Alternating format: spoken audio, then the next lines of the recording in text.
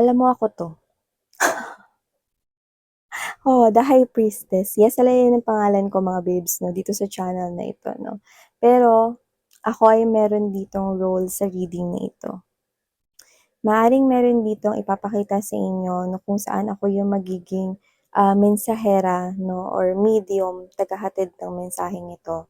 And for some of you, actually for most of you, posibleng hindi pa 'to nangyayari 'no, pero timeless ito, puwedeng nangyari na sa iba 'no, at nangyayari sa kasalukuyan sa iba. Pero marami-rami ang hindi niyo pa ito alam. So, ipapakita sa'tin ito ngayon 'no, and I want you to listen, not just your ears, but your soul into this reading, okay? Be open, okay? Be open. Yan, wala tayong networking mga babes at hindi ako mag-aalok ng kape dito. May gano'n. Alamin natin, ano meron dito.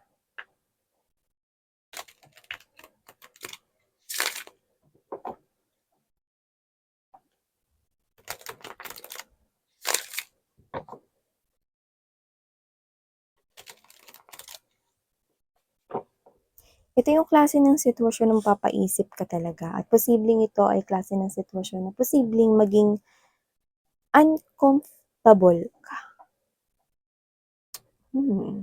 So, puwedeng may something challenging dito. Pero pansinin mo yung mga bulaklak, may dalawang bulaklak rito, 'no? At kung makikita mo na may nakapagitna sa gitna, so posibleng meron ditong challenge, okey? Maaaring may height difference kayo ng person mo, but doesn't have to be, or maybe there's something here na puwedeng difference kayo, puwedeng religion, religion, culture, background, might be height, skin color.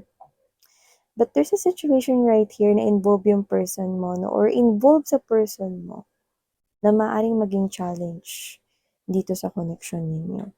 Wherein posibleng hindi ka maging komportable about this. Let's see. Tell me something about this. What is this all about? See? I know na ito naman talaga yung role ko. But it looks like my role here is really important. You know what I'm picking up? Maybe this situation na nakuha natin ngayong energies is marami-rami yung hindi pa 'to nangyayari. So it's like a prediction that is about to happen pa lang. Pero yun nga, puwedeng may mga nauna na sa inyong makaranas nito. Tell me about this. Blind item ba ito? Kailangan ko bang ipatawag si Tito Boy? Kakaloka.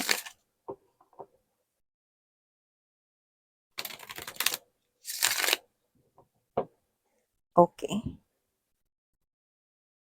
Let's go ahead.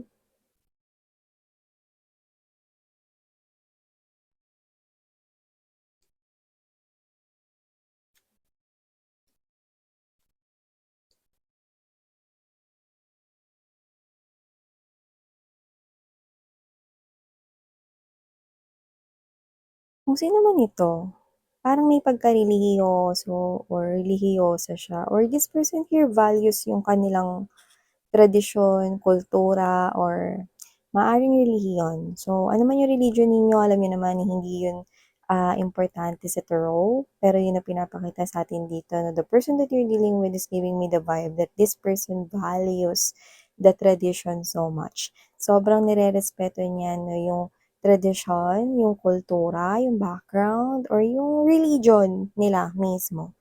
Okay? But this person here is someone who has this respect as well with other religions, no? Or ibang kultura. Yan. Okay? So, let's see.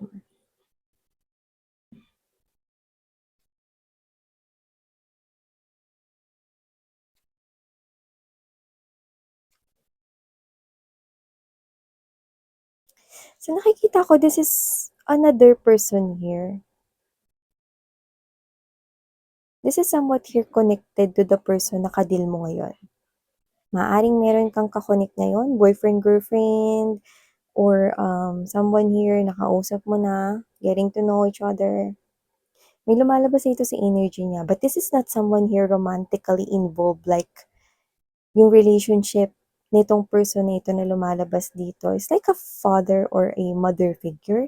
It's like a legal guardian here or it's like a parent vibe. That's the energy.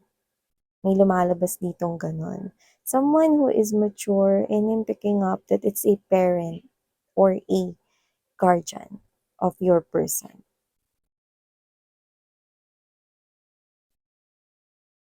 Oh, okay. Okay.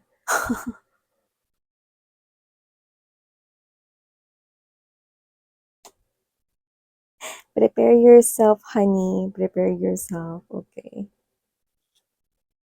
Okay. Definitely. This is someone here. Okay? Na lumalabas bilang parent or guardian or someone here na alam mo yon na grandmother, grandfather, yan. Someone who looks out to your person with so much love sa kanyang eyes. Yan. Hmm. So, before we start your reading, let me just say hi and hello there, new subscribers. By the way, my name is Yan. Welcome. At sa mga returning subscribers, thank you so much for the warm love and support you're giving me. So, kung interested kayo na mayroon pa tayong mga other channels, ang mga links are down below. So, yun nga mga babes na tayong gender here, by lalaki, LGBT, lahat kayo welcome. You can flip roles if you want. Of course, you can do that. And at the end of the day, always have your free will and you're free rin na gamitin yan. So, yun nga mga babes, na rin tayo ditong time period. Timeless po ito. Kaya naman pwedeng ito ay tapos or nangyari na. Pwede rin naman na nangyayari pa lang sa kasalukuyan or hindi pa. Parang nanakot ka naman dun, Miss Yan, no? So, yung mga babes, no? Hindi naman, no? Pero kasi, ito yung nakikita ko dito na medyo kakabahan ka. Pwede rin naman na pagpapawisan ka dito, no? Nakikita ko lang kakabog yung dibdib mo. So, kung kumakabog yung dibdib mo dahil kinikilig ka sa tuwing nakikita mo yung person na ito, no, sa tingin ko kakabog din yung dibdib mo pag nakita mo itong person na to na lumalabas rito. Yan. So, eto na yung grand reveal. Ang taong ito ay walang iba kundi ang Queen of Cups energy. Eight of Swords, Hierophant energy. The one na pinapakita sa atin dito, no, ng angels and guides ninyo is someone na posibleng nanay, tatay, lolo, lola, legal guardian, tumatay yung magulang ng person na kakonek mo ngayon. This person, yung person mo na yan, ang mundo niya. I'm seeing a lot of love coming from this person's energy, moving freely, no? Parang nagfo-flow ng malakas na parang falls, no? Ragasa ng waterfalls, no? Ang pag-ibig nitong mama niya or papa niya or lolo't lola, someone, no? Tumatayo ritong magulang sa kanya. So, lumalabas tong person na to bilang challenge sa'yo. Kasi nakikita ko rito na ikaw yung nagugustuhan ng kanya ritong anak o ng kanya ritong apo. And this person, because this person is showing a lot of love for your person here. And this person, no, yung kakunik mo na yan, yan yung mundo niya. So, posibleng nag-iisang anak lang yan to some of you. Posibleng yung person mo is yung only child niyan. Or, this person here, yung nanay or yung tatay niya, no, is pwedeng single mom or single dad ngayon. Or pwede rin naman na mag-isa na lang ngayon. Okay? Maaaring yung partner niya is wala na or pwedeng hiwalay sila. So, just take only what resonates. Okay? That will not resonate to everyone. No? So, that part, I do pick up that this person here is nung kanya ritong kabataan 'no, napaka-independent niya, yun ang pinapakita sa'kin dito 'no. At yung iba kung ito man ay single mom or single dad 'no, na parang ito na lang yung bumubuhay rito sa person mo, like let's say, yang tao na yan ang dahilan kung bakit nakapag-aral yung person mo kahit wala siyang katuwang sa buhay 'no. Puwedeng wala yung papa nitong person mo and then yung mama niya lang yung nagtaguyod, so ito yung lumalabas na tao rito 'no. Kung baliktarin niyo na lang na puwede kasing tatay niya rin 'to 'no, na parang ito na yung tumayong nanay rin niya 'no, yan na yung tumaguyod sa kanila 'no. At ngayon na gumaganda-ganda yung buhay niya for some reason, nai-pick up ako rito na ang daming trabahong ginawa nitong person na 'to at yung iba puwedeng galing pa nga ito sa ibang bansa. But that's not, something here na na magre-resonate 'no, to most of you. Pero this is someone here na ginawa lahat ng makakaya niya, dumiskarte at talagang, binigay rito na yung magandang buhay 'no, sa yung person. Ngayon, nakikita ko na may pera sila, okey, may kaya sila 'no at posibleng may negosyo rin sila 'no. So, talagang iba na yung buhay nila ngayon compare sa noon nung bata-bata pa yung person mo, yung pinapakita sa'kin dito. Parang pinapakita kasi sa'kin dito yung hardship nitong person na 'to, itong, lumalabas rito 'no, na parent figure, okey, ng person mo rito. Nakikita ko rito na maganda na yung buhay nila ngayon. So, for some reason, malakas rin kasi yung energy na posibleng iniwan sila nung mama or yung papa niya rito, 'no. So, puwedeng broken family sila, 'no, and if that's the case, this person is mas matindi yung takot niya rito na sana ay hindi ito mangyari sa kanyang anak, who is yung ka-relationship mo or who is yung ka-connect mo ngayon 'no, kung hindi pa kayo in relationship pero papunta na kayo dun. Kasi posibleng may ikukuwento ka niya rito 'no, and your person loves this person so much. Mahal niya siya masyado 'tong mama niya at yung papa niya 'no, ah, or kung sino man ito na lumalabas bilang parent figure 'no. So, posibleng nakukuwento ka niya dun 'no or posibleng lalo na kung ito ay nasa ibang bansa 'no, gusto ka nito talagang makilala at mabantayan 'no, maobserbahan ng malapitan, mapakiramdaman. Naalala ko tuloy yung sa I Can See Your Voice na meron dun na parang parte 'no, kung saan meron silang, hawak na parang ano, mga clues 'no, ta's meron dun pangalan, Tabi-Tabi po. Yung tatabihan mo yung ano, yung potential singer or sintonado, 'yan 'no. Tititigan mo lang siya 'no, ano kaya 'yan, papakiramdaman mo kung ito ba ay mabuting tao o hindi. Okey ba yung intensyon nito sa anak ko, yung mga ganyan. So, this person here wants to stand by and watch you. And I can definitely understand why, kasi gano'n naman talaga yung mga magulang. Kayang tumalon ng mga 'yan sa bangin ng hindi na kailangan mag-isip kung kailangan iligtas ang mga anak nila. So, gano'n din yung magulang mo, 'di ba? Gano'n din yung magulang niya rito. So, lalo na, okey, kung ikaw ay isang babae, okey? So, wala tayong gender dito 'no. So, this person here is so afraid na baka mangyari sa iyo or sa kanya 'no, baliktarin niyo na lang 'no, ang nangyari dito 'no. So, ayaw ayaw nitong person na 'to na maiwanan 'no, ang kanya ritong anak. So, definitely this person will definitely watch you, okey, yung intentions mo. So, I'm seeing that this person is coming in, okey, in the future. Paparating na siya lalo kung galing siya ng ibang bansa with the world card right here. Okay. And yung iba puwedeng hindi galing ng ibang bansa pero malapit mo ng makilala, Three of Wands energy.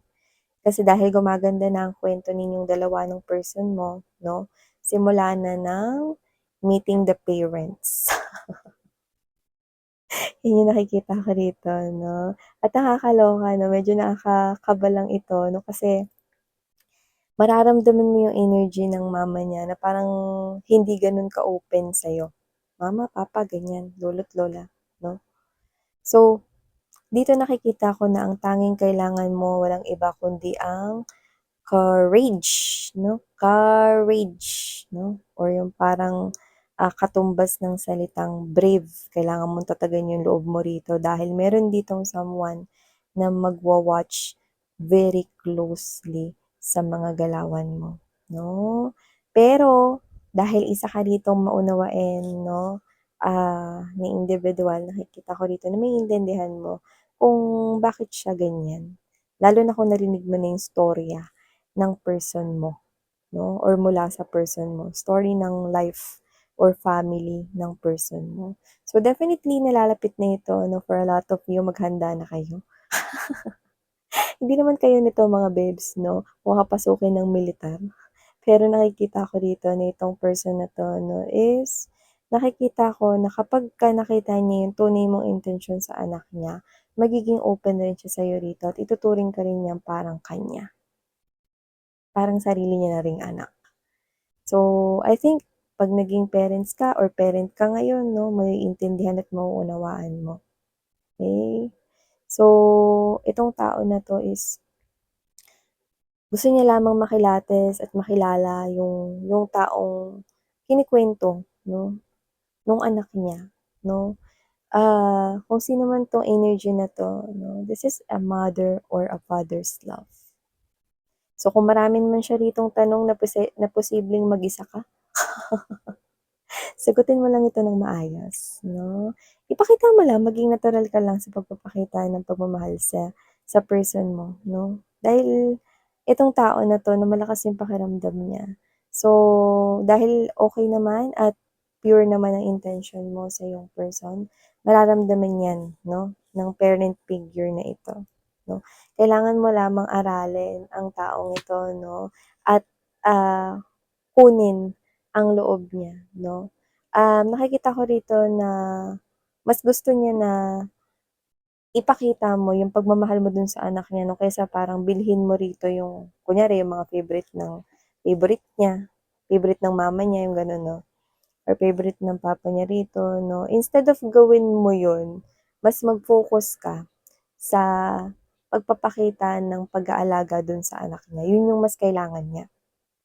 Pero ma-appreciate niya kung bibilhan mo siya ng mga kunwari mga bagay na favorite niya. Let's say, favorite niya yung mga apples, and then you're gonna buy that na from grocery or palengke, or maybe you're gonna bring the favorite food of his or her mom or dad, no?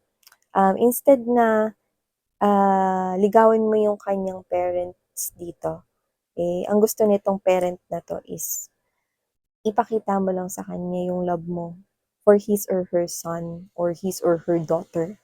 That's the only thing he or she needs.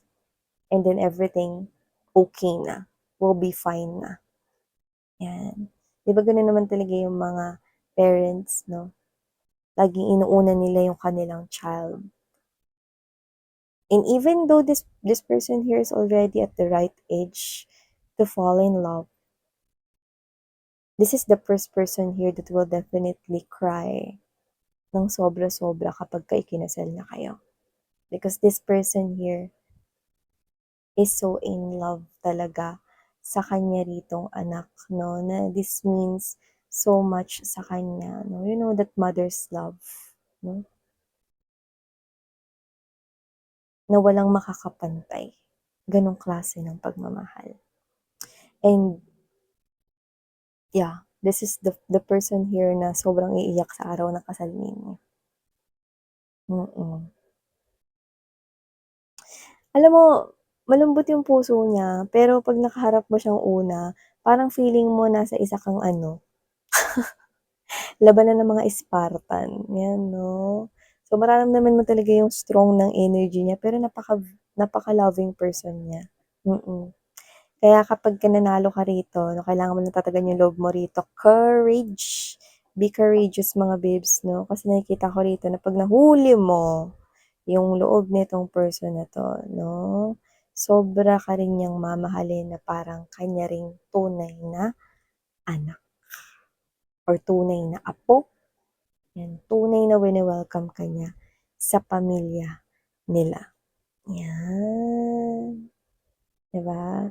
So, nakikita ko rito na posible ka kasing mapalunok ng laway, pagpawisan 'no, mga tugan-tuhod at kung ano man 'no, dahil mararamdaman mo yung energy niya. Pero kasi Yun lang talaga yung parang way niya rito dahil hindi ka pa niya kasi kilala. At isa siyang ina, at isa siyang ama. Pero nakikita kong iintindihin mo ito, eh, dahil alam mo na mabuting tao yung person mo, ibig sabihin, mabuting tao rin ang mga nagpalaki at ang mga magulang niya. Kaya naman pa hinihintay mo. Good luck at kayang-kaya mo yan, no? Isipin mo na lang na dati may dote, 'di ba? Yung bigay kaya, no? Pero dito hindi kailangan ng pera, no? Pagmamahal lang yung ibuhos mo, maging natural ka lang. Pakita mo lang yung pagmamahal mo sa iyong person, no? At makikita ito. Makikita ito ng kanyang ina or ng kanyang ama o yung parent figure dito. Okay? So, yakang-yaka, no? Maliit na bagay, kaya mo yan. No? Support kita dyan. So, yun nga mga basic ang mga mensahe na kuha natin here for you, guys. Thank you so much and sarang hayo love and light. Annyeong!